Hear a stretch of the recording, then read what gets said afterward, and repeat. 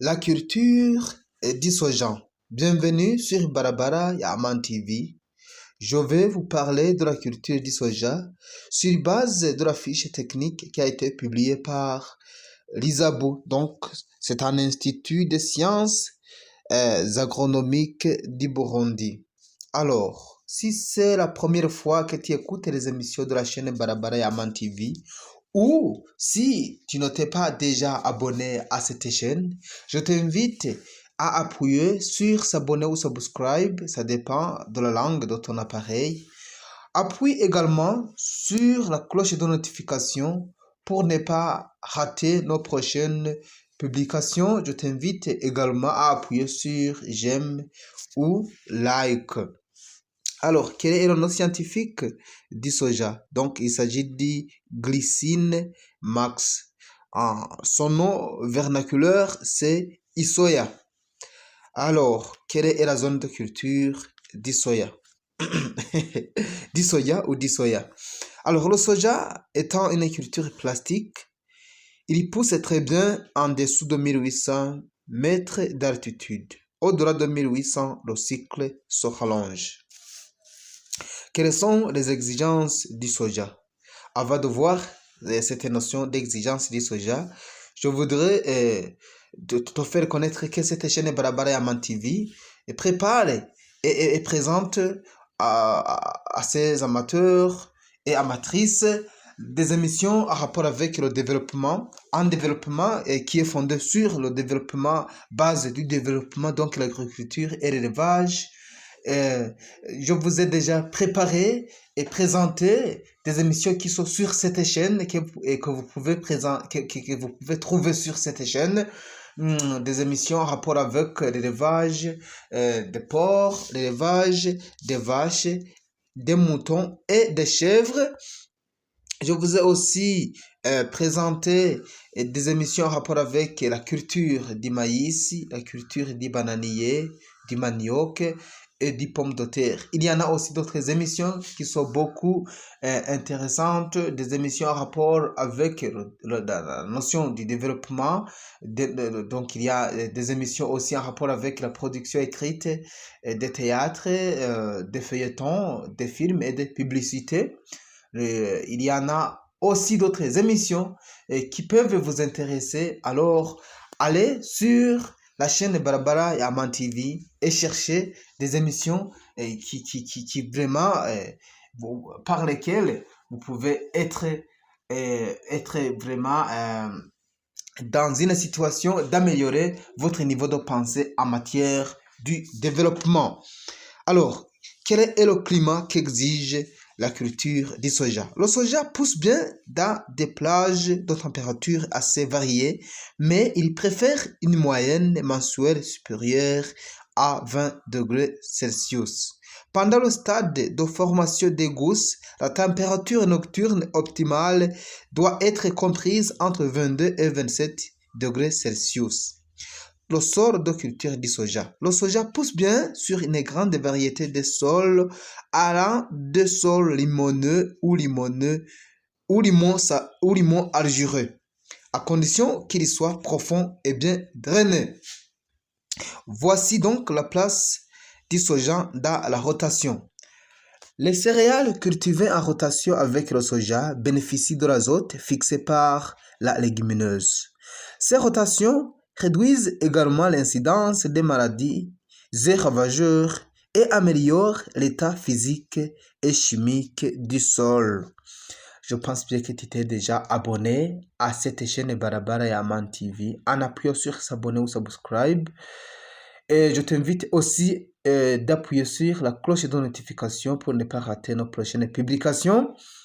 Appuie aussi sur j'aime ou like. Si tu as des questions ou une intervention quelconque, il y a la rubrique commentaires. Et ne pas oublier de partager cette émission à tes amis et camarades. C'est aussi intéressant.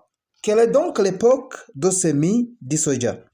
Le choix de la date de semis est fonction des pluies. En première saison culturale, à Gatasi, les semis peuvent démarrer dans la deuxième quinzaine du mois d'octobre et entre mi-février et mi-mars en deuxième saison culturelle Imheshi. Il est fortement déconseillé de semer sur un sol sec au risque que les graines perdent leur viabilité. Un semis tardif entraîne une baisse sensible de rendement pouvant aller jusqu'à plus de 50%. Voilà. Alors, comment donc se prépare le terrain de la culture du soja? Le soja pousse bien sur un sol bien drainé et bien structuré en profondeur. Il est conseillé de procéder au labour dès le début de la saison culturelle avec enfouissement de la fumure organique et de mauvaises herbes.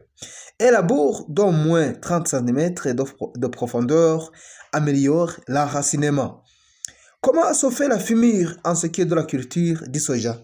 Comme ça a été préparé dans la fiche technique qui a été publiée par l'ISABU en ce qui est de la culture du soja, donc le ISOYA. L'ISABU recommande d'appliquer la formule 18-46-30 correspondant à 100 kg de DAP, 50 kg de KCl par hectare. L'inondation par un rhizobiome permet d'augmenter les rendements de 50%. Associé à 100 kg par hectare de DAP, l'inoculation, je reviens pas en arrière. L'inoculation par un rhizobiome permet d'augmenter les rendements de 50%. Associé à 100 kg par hectare de DAP, l'inoculation permet de doubler le rendement. Voilà.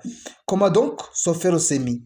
On a déjà vu la zone de culture, les exigences, la place du soja dans la rotation, l'époque de semis, la préparation du terrain et la fumure. Et voyons pour le moment le semis. Le semis se fait en ligne, un réseau de 40 cm entre le ligne et 20 cm dans la ligne. La profondeur de semis est de 3 à 5 cm.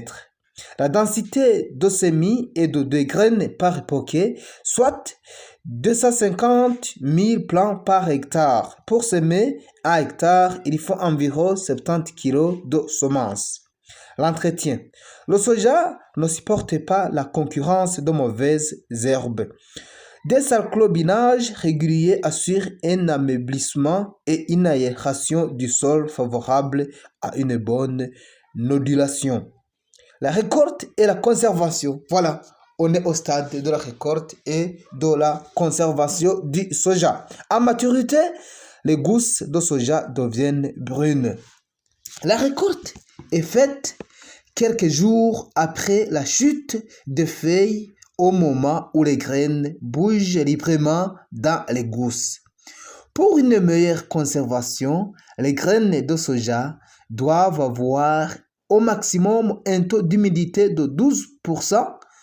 Toute augmentation d'humidité au cours de la conservation est néfaste à la qualité des graines. Voilà. On ne peut pas oublier de parler des soins phytosanitaires en ce qui est du soja. Voyons donc les maladies. La mosaïque du soja. Soybean mosaic virus est une maladie qui attaque le soja. Voyons ses symptômes.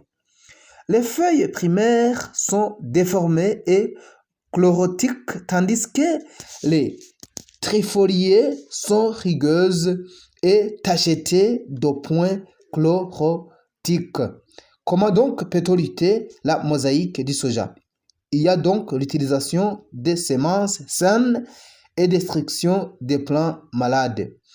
Et il y a aussi une maladie de bactériose du soja. Pseudomonas syringae PV glycinia. C'est une maladie donc qui attaque aussi le soja. Et cette maladie a comme symptômes les petites taches anguleuses d'aspect aqueux, jaune à brun clair. Les tissus centraux se dessèchent entraînant une coloration brune foncée noire. Comment peut-on lutter cette maladie? Ne pas utiliser des cultivars trop sensibles, détruire et enfouir profondément les débris végétaux, respecter la rotation avec les cultures autres que légumineuses. Cercosporiose ou maladie de tache pourpre. Cercosporae. Symptômes. Quels sont donc les symptômes de cette troisième maladie qui attaque le soja? Il y a une apparition de taches pourpres sur les graines. Comment donc soliter cette maladie? On peut faire l'utilisation des semences saines et enrobage par Benomil 500 g par hectare ou Thiram 200 g par 100 kg de semences. Quels sont donc les insectes ravageurs? La chenille défoliante, l'Amprosema indica. Quels sont ces symptômes? La chenille relie entre elles plusieurs feuilles à l'aide d'offices soyeux et ronge par place le limbe tout en respectant l'épiderme de la face supérieure qui apparaît blanc, argenteux, transparent. Lutte.